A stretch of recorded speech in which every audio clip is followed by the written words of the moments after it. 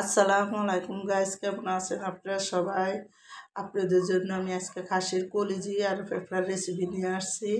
তো কলিজি আর পেঁপড়াটা রান্না করার জন্য ভালো করে সিদ্ধ করে কেটে নিচ্ছি। আর এদিকে দেখুন আমি বেশি করে আধা কাপ তেল দিলাম আর 1 কাপ পেঁয়াজ দিছি। এখন এই পেঁয়াজটা সুন্দর করে হালকা একটু লাল হওয়া পর্যন্ত ভাজা নেব। তো দেখুন যখন ভাজা হয়েছে আমি এখানে 5 চামচ আদা রসুন বাটা দিয়ে দিলাম, 1 চামচ হলুদের গুঁড়া দিয়ে দিলাম, 1 চামচ মরিচের গুঁড়া দিয়ে দিলাম, 1 চামচ আমি এখানে ধনিয়ার গুঁড়া আর 1 চামচ গরম মশলার গুঁড়া দিলাম, স্বাদ মতন লবণ দিলাম।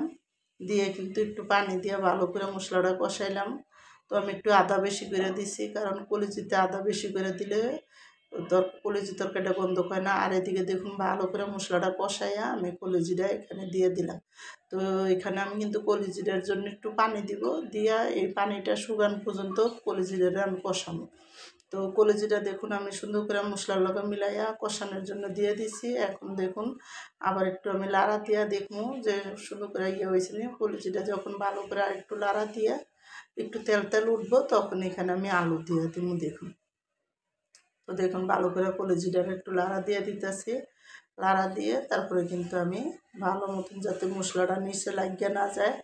তো কলিজিটা যখন একটু সিদ্ধ সিদ্ধ হয়ে যাব, আমি ছোটো ছোটো করে 2টা আলু এখানে কিউব করে কাটতে রাখছি, ওই 2টা আলু দিন। তো আমি একটু ডাইকা আর একটু রান্না করতেছি, একটু পানি আছে এটা শুকানো পর্যন্ত। তো দেখুন যখন পানিটা শুকিয়ে যাবো গা, তখন এই যে দেখুন তেল তেল উঠে গেছে। এখন আমি এখানে 2টা আলু আর কাঁচামরিচ দিয়ে দিই। তো দেখুন এখন আমি সুন্দর করে কিন্তু আলুটা দিছি, আলুটা কষানো পর্যন্ত আমি এখানে সুন্দর করে এটা রান্না করব।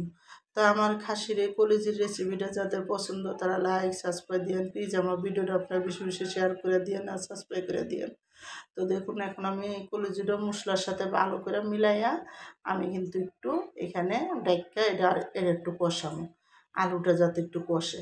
তো দেখুন এখন ডাইক্কা দিছি, ডাইক্কা কিন্তু মিডিয়াম চুলায় আমি এখানে এটা কষাবো। আর এখানে আলুটাও যখন সুন্দর করে একটু কষানো হয়ে আইব, দেখুন ভালো করে, তখন আমি ঝোলের জন্য পানি দিয়ে দেব। তো এখানে দেখুন কষানোর জন্য সুন্দর করে কিন্তু আমি এখানে দিয়ে দিছি। দিয়ে ভালো করে মশলাটারে লাইরা কষাইতেছি যাতে ভালো মতন কষে। তো দেখুন আমি আরেকটু ডাইক্কা এখানে দেখুন মশলাটা যখন সুন্দর করে আলুটা কষা গেছে গা, এখন কিন্তু তেল তেল উঠে গেছে, তখন এখানে 5-6টা কাঁচামরিচ দিয়ে দিলাম।